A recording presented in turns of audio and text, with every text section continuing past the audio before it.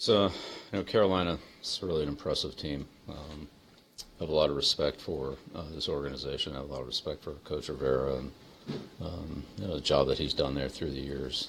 They have been remarkably consistently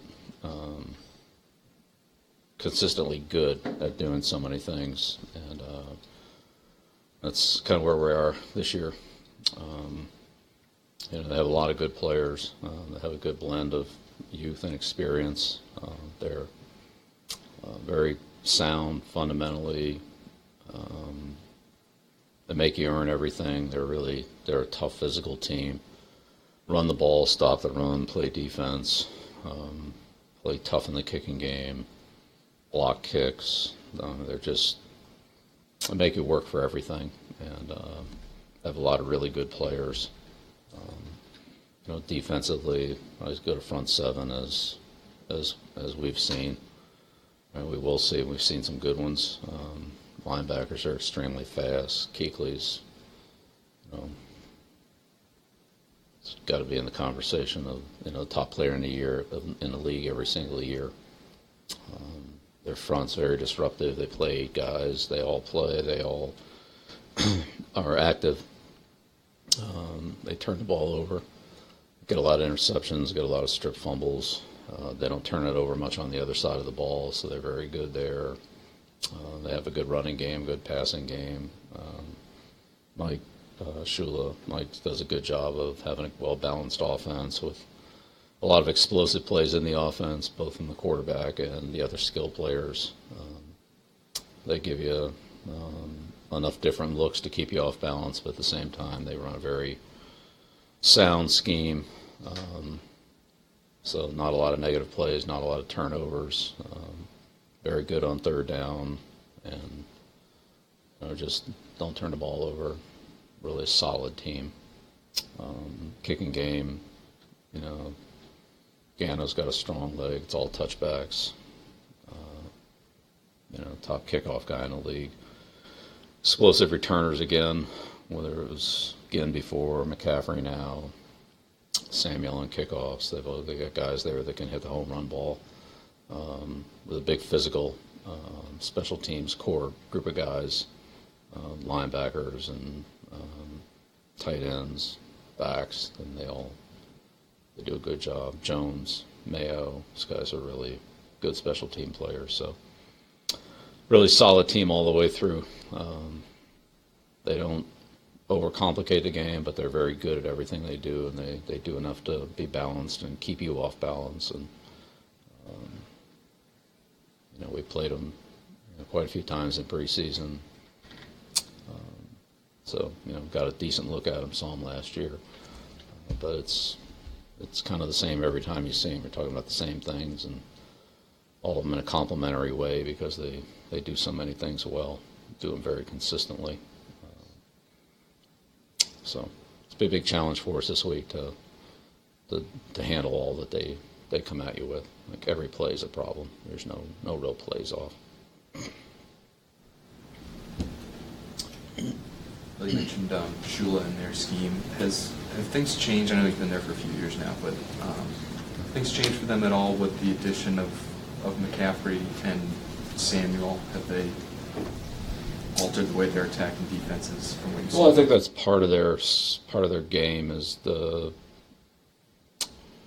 plays that get the ball to those type of guys in space. I think they've always used those, but maybe a little bit more now with a guy like McCaffrey. But, we've seen Wildcat before. We've seen empty. We've seen unbalanced line. We've seen that's kind of part of their offense. Not a huge part of it, but, again, just enough to keep you off balance, enough to make you work on it. Reverses, misdirection plays, bootlegs, things like that. They still do those. Now they just put McCaffrey into the equation somewhere, and, you just have to deal with him as part of that. But I think those are all things that are kind of within their wheelhouse and have been, along with all the basic core things that they do that are very sound and again, well-balanced. So if you're stopping one thing, you're not in position to stop something else. But, yeah, McCaffrey's added that. It's a dimension that is giving them some explosive plays. Yeah, Mike does a good job of that, though. I mean, again, they're good on third down. They don't turn the ball over. They control the clock. They control the game. They make explosive plays in a variety of ways. And a quarterback's a wild card. He makes plays that you don't think are going to happen end up happening because he makes them happen. So that's always an element that you have to deal with. Seen some pretty good receiving running backs already this season and another this week with McCaffrey. It seems like typically when these guys come out of the backfield and they run routes, they're usually matched up on linebackers. How difficult of a matchup is a player like McCaffrey and these other receiving backs? How difficult is it when they, just running routes and it seems like they're matched up with bigger guys who might not be as fast as them? Yeah, well, it depends on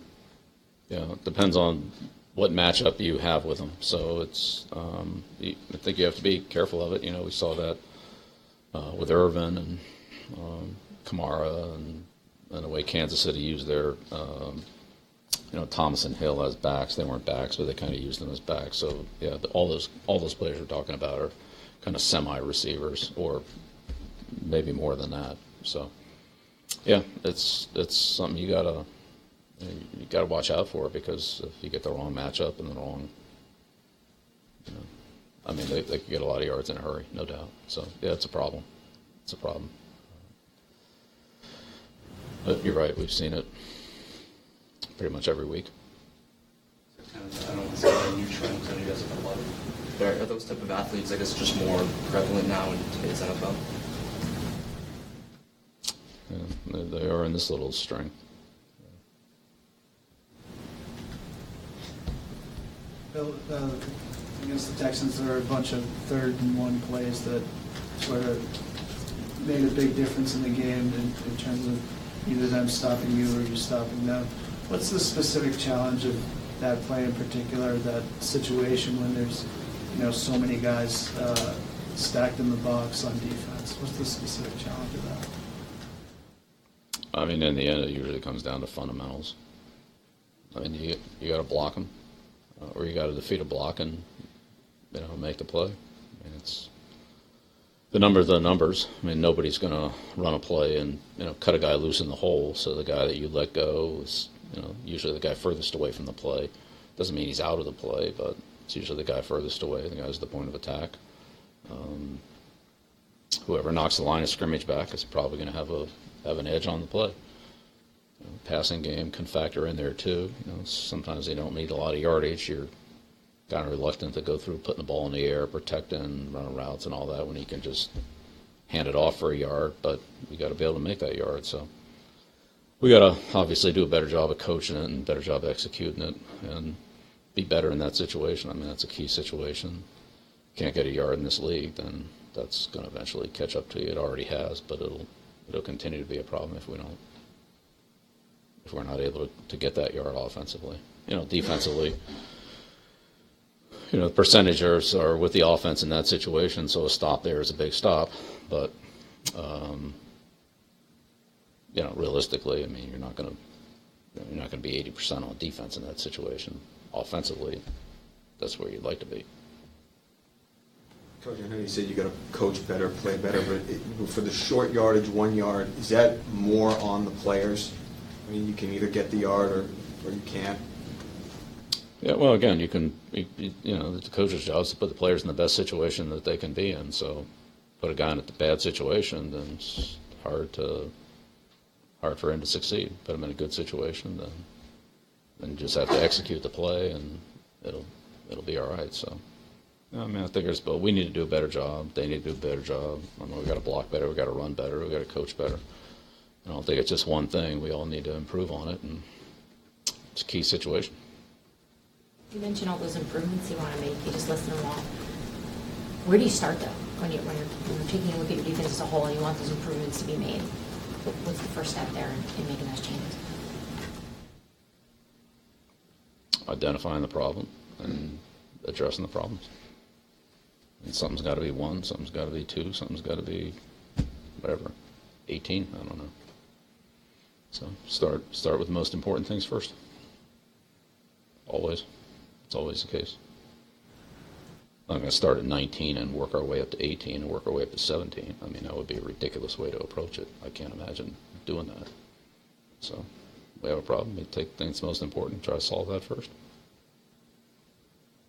Speaking of identifying the problem and addressing the problem, I was just wondering if one of your players after last weekend came to you and said, hey, Bill, you could be a catalyst for change in America. Will you write President Trump a letter for us? Is that something you'd ever entertain? Yeah, right now my thoughts are about getting ready for Carolina. Bill, a thought on some of the characteristics that make Kuechly such a game changer on defense for them. Smart, very instinctive, reads plays very quickly. He's long, 6'3.5", whatever he is. Very fast. He's got good quickness. He can change directions in space. Good tackler. It's hard to fool him. I mean, he doesn't take many false steps, so he's usually headed to where the ball's headed to right away. So he beats a lot of blocks or gets to his area in coverage very quickly, sometimes before you do as a route runner or as a blocker. But he runs well. He makes a lot of plays in pursuit. He makes a lot of plays away from his area of responsibility because of his speed and effort, to run 20, 30, 40 yards to make the play, where he's not really involved in the play, but he just tracks it down. So start with those. I mean, look, he leads the league in interceptions. By far leads the league in tackles in the last, wherever you want to start counting it from, even though he missed however many games it was last year, 6 games. I mean, his numbers in production are just off the charts. So it's not just one thing. You don't get that kind of production by doing one thing. You get that kind of production by doing a lot of things well, and he does. And so do Davis and Thompson. I mean, those guys are fast. Davis has got, there's another guy who's got a lot of interceptions, got a lot of tackles around the ball. It's good. That's a very, very impressive group of linebackers they have. Cam Newton, do Cam Newton and Deshaun Watson run in similar circumstances, certain similar situations, or are those kind of different runners pick their spots a little bit differently? Well, I think both guys probably have a few plays that are designed runs, and then there are other plays that are improvised runs. I think when you're talking about mobile quarterbacks, guys that are tough to handle, tackle, can throw, run, make good decisions, can be in a lot of, I would put Newton at the top of the list. Not saying that there aren't a lot of other good players that do that, but I would say of all the guys, we play or have played recently in the last couple of years, definitely put him. He's the hardest guy to deal with. He makes good decisions. He can run. He's strong. He's hard to tackle. He can do a lot of different things, beat in a lot of different ways. We saw that in the game down there in 13. So I would put him at the top of the list. Not saying the other guys aren't a problem, because they are. But he'd be public enemy number 1. All right. Thank you.